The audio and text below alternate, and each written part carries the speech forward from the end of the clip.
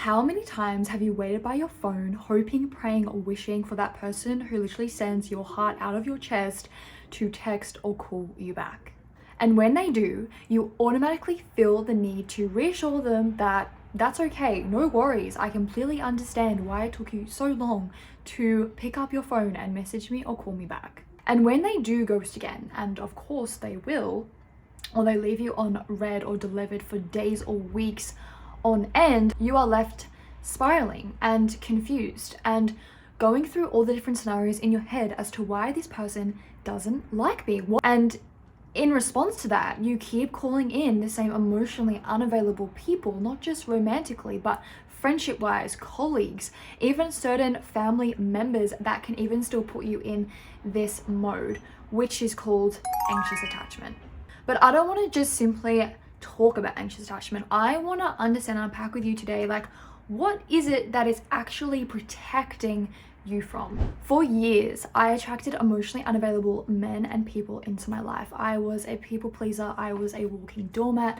I just was filled with pure kindness and believed that everyone had the best intentions to know me, to like me, and reality kind of slaps you on the face as you grow up and you realize that not everyone is meant to like you, and sometimes that can be a blessing in disguise, especially when it comes to healing your anxious attachment. I want to give you an example of how I was at my worst a few years ago. I was literally chasing a man on a train station platform, thinking that was what it's like to like somebody. Like, who does that? That was me.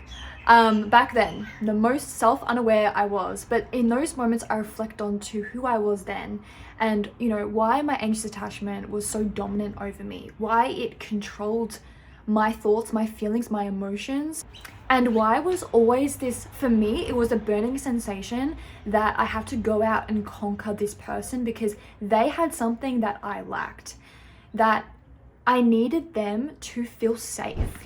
And for someone who's now been on the receiving end of someone who is anxiously attached, I can tell you that it smells like energetic BO. The person who you are chasing can energetically feel your neediness just literally oozing out of you, that causes them to just run, move away, completely distance themselves from you. And again, that's potentially why they ghost and they naturally feel the need to pull away, because they just sense your unworthiness, your neediness. And again, that's not the most attractive quality to have, especially when you're wanting to attract in your dream partner or your dream friendship. I also found this true for friendships. Like, if you were anything like me, I always somehow found myself in a friendship of 3 girls. And from that, sometimes I'd be the one who felt left out, where the others would make plans without me. And later on in the group chat, I'd figure out that they all saw each other, had a great time, went to this place, blah, blah, blah. And, I would spiral from that. I would feel sad, a little bit flat. Like, what is it about me that I'm not as energetic or extroverted as these other girls? Like, why am I so different? And again, that really goes back to my own wounding around abandonment, my own fear of not being chosen. And a theory that really helped me get through that time was reading Mel Robbins' book, The Let Them Theory. So let me, let them, a simple phrase to really just detach yourself from the outcome, the people, the event that is unfolding that's making you feel triggered or unworthy. And in those words, it's really, it's just feeling like you're distancing yourself and not allowing your attachment to clasp onto something or someone to fulfill a void within you, but instead you taking the responsibility to just say, no, I detach from that and I'm not going to let that affect me and into what my next decision or action will be going forward.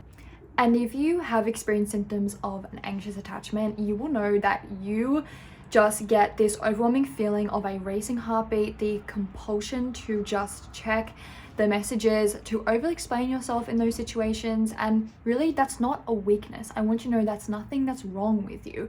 It's really just your nervous system. It's the only thing that it knows how to do in terms of how to regulate you, to protect you from a feeling that it hasn't yet learned how to hold. And that feeling is in regards to abandonment, to fear of being alone, and really of just not being chosen. It's really just the ego's way of keeping you safe. But here's the cost of that. In trying to protect you from rejection, abandonment, fear of not being chosen, it's quietly stripping away the most important thing, which is your wholeness, your vulnerability, your ability to just be enough on your own without needing someone else's approval to confirm that you're special, that you need to exist in this world, or that you need something from them. That's what it's really protecting you from. Not them leaving, but the discomfort of sitting with yourself fully, wholly, and just being okay with that. For me, being anxiously attached was the best wake-up call or trauma response I could have asked for.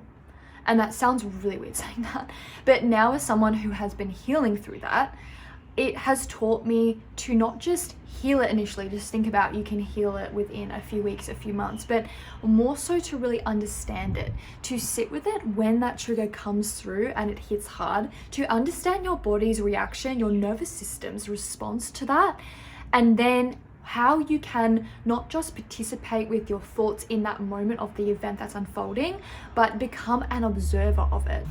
Because the more that I dived into it, the more I realized that this is creating a resistance to the future that I want to create for myself. If I'm not able to be vulnerable, to understand who I am at the core without being triggered that something externally is going to fulfill me, and that if I don't get that, I'm not going to succeed or gain status in society or be seen as someone respectable. Like, I couldn't think of anything worse. Like, if you think about it, we come into this world alone as we're born, and then we leave this world alone. So there is nothing in this material 3D world that is really, really ours. We only have ourselves. And I keep thinking this as well. It's like, if I only end up going through life with myself, by myself, then I am so okay with that, because I know I will get to a place of complete self-love and wholeness, and that won't be achieved if I'm constantly attaching myself to outcomes, to people, to a lifestyle, to a relationship that isn't going to fulfill me, that is, creating half a version of me where I'm having to people please, walk on eggshells, ask people for favors, where I'm literally shrinking into a different version of myself that isn't owning who I am. And that really changes everything. What you attract, what you build, and who you become. This isn't about choosing from fear anymore. It's choosing from wholeness. And if you're on a spiritual journey or a healing journey, I highly, highly recommend you go and watch David Gaum's podcast. I watch him on Spotify. He has amazing weekly videos that talk more about Kabbalah teaching. But one of his main messagings that really resonated with me, especially, is so true for people watching in this video who are struggling with overcoming anxious attachment, is the need for us to become an open vessel to receive the light. And in order for the light to come in and grant us the miracles and desires and manifestations that we want in our life, we have to let go of any outcome. That means people, situations, events, our future self, our past self. And I just find that is just such a beautiful message that anyone can take away. And make sure you stay tuned, because I'm going to be releasing an EFT tapping exercise, emotional freedom tapping technique that is really going to help you embody this wholeness to heal out any anxious attachment. Even if it's on a very, very small scale, it will really help eliminate that block so you can completely transform and start bringing in those desires for your dream life. So if that sounds interesting, make sure you also subscribe to the Jewel Within. My channel is relatively new, but learning how to heal out those inner wounding from within to then become the biggest, brightest jewel within that shines for this world. So if that sounds like you, make sure you subscribe, and I'll see you next week.